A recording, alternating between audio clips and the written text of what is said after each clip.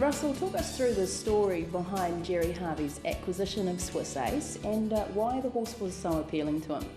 It was important to us to really find an Australian sprinter and hopefully a Group 1 Australian sprinter to join the roster at Westbury, and at the time when Jerry got involved, Swiss Ace was available, and we felt he met most of the credentials that we were looking at. He was a Group 1 winner, he was a high-class racehorse, he raced in top company, and he was a horse that the Australians knew extremely well. So we inspected the horse and duly purchased him. He had 12 wins from 20 starts, $1 million in stakes. I mean, when you talk about standout performances, Swiss Ace had several of them. But I think the one that deserves attention was his Group 1 Oakley Plate victory at Caulfield over Lucky Secret. What did you make of that performance? It was a huge win. It's an 1100 metre sprint. It's recognised as one of the best in Australia. It's a race that we've seen Fastnet Rock and Skill Archie and Placid Arc and Star Spangled Banner. Only the very elite sprinters of Australia win that race, and I think the Connections must have had a heart palpitation when the barriers come out. He drew 18 out of 18. He was an on-pace runner, and yet he left the barriers sharp and led all the way, and still held them off at the finish and ran a really good time for the race. So it really highlighted his ability, and that he was entitled to be amongst some of the best sprinters in Australia. And then, of course, his second in the Newmarket handicap behind Scenic Blast, that was equally noteworthy. What was it about his style of racing that appeals to Westbury? Look, he had a natural speed, he put himself in races, and he was a very hard horse to head. And you see that Newmarket run, Scenic Blast only really got in the last 50 metres of that race, and it was a really star-studded race. Horses like Northern Meteor, Dewporth, Aichi, Absolute Glam, it was a high-class field that day, and to lead all bar the last 50 metres, and then Scenic Blast ventured across the world to end up winning in the UK, and he was recognised in that year as the best sprinter in the world. So, you've gone down in the last few strides to what was then to become the best sprinter in the world of that year. Swiss Ace hails from the same family as leading international sires Ajal, Formidable, Arazi, Novair, Exchange Rate and Japanese Star Dance in the Dark. His sire, Secret Savings, also a Doncaster handicap winner. What does Swiss Ace's pedigree offer? Look, it's world-class pedigree. It's got European form, it's got American form, but most importantly, they're turf track horses. And he's out of a Carson City mare, and Carson City's been a very good broodmare sire. We just sort of feel that it really nicks really well with the New Zealand broodmare pool. We've had a bit of luck standing Mr. Prospector line horses in the past. Obviously Feltet's one that springs to mind, and we had Pyrus here for a couple of years as well. But that Seeking the Gold and Secret Savings and that sire line has done very well in Australia as well as here, and we're really looking forward to having an opportunity with another Mr. Prospector line horse. Let's talk about him physically, Russell. What do you make of him on that level?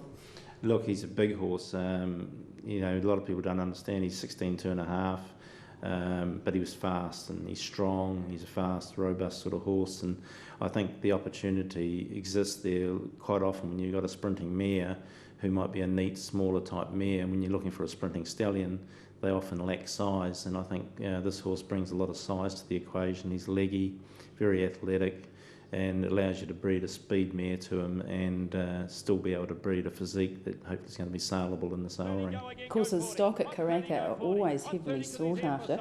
$160,000 at K1 and K2, and cracking the record at Festival with the Swiss Ace Eclaircissement Colt, $125,000.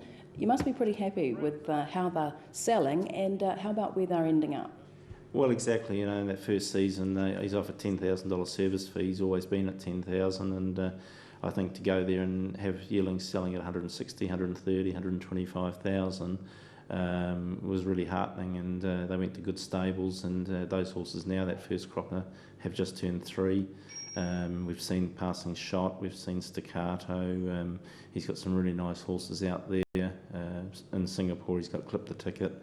And the trainers are just telling you that, look, they've got speed, but they're 3-year-olds, they're not 2-year-olds. And so anything that we've had to date we see as a bonus, But now they're getting to 3-year-olds and upwards. We expect them to really come to the fore, and we're seeing that at recent trials and races now. They're starting to be produced, and they're running really well accordingly. You'd have a fair amount of confidence seeing his progeny into their classic year then? Yeah, look, that, you know, in all honesty, you don't expect them to be going too much past a mile. But, you know, I know Stephen McKee's got a high opinion of passing shot, and they see him as a genuine 2,000 guineas prospect. And, you know, some of the sprinters that we've got coming through, trial winners and things like that now, they're going really well. Peter Moody's got 2 in Australia, and they're both city winners already. And there's another filly in South Australia called Lady Andress, who's done very well for David Jolly. So they're in good stables. They've got trainers who are going to look after them, and you know, the opinions of them are very sound at this stage. With your trained eye, Russell, what do you make of them on the characteristics side of things? What have they picked up from Swiss Ace? They've all got that leg and that athleticism that he possesses, and they've got very good temperaments. So they're pretty straightforward horses to do anything with. There's no issues with them in that respect. You know, we've obviously had a good number of them with the mares that he served through here, and you know, we've got a few that we're racing ourselves, and then there's a few that will go to Australia to race for Jerry over there. So you know, our aim at this stage is to get them spread as widely as possible and give them every opportunity on the racetracks. You mentioned the service fee, $10,000. He was fairly well supported last year. How's he set to go this season? Yeah, look, he's been very popular. A lot of people have, you know, seen and taken a little bit of a punt that they're going very well in the spring at the moment. So he'll cover over 100 again this year. Jerry will naturally support him very strongly again, and you know, I think he can only grow. He's only had 1 year at Stud that he's served under 100 mares, and that was last year when he did 93. So he's been well patronised right throughout his career, and he's got the numbers there to ensure that he's going to have every opportunity on the track. He was retired to Stud 4 years ago, so you've had him a fair while now. How do you surmise his progression over that time? I think this year physically is the year that I've been most impressed with him. Like, he's always been an athletic horse that looks a racehorse. This year he's carrying a bit of bulk, and he looks fantastic. I've never seen him look as good as he does going into this season, and you know, people that have come to see him are actually seeing Swiss Ace the Stallion, not Swiss Ace the racehorse.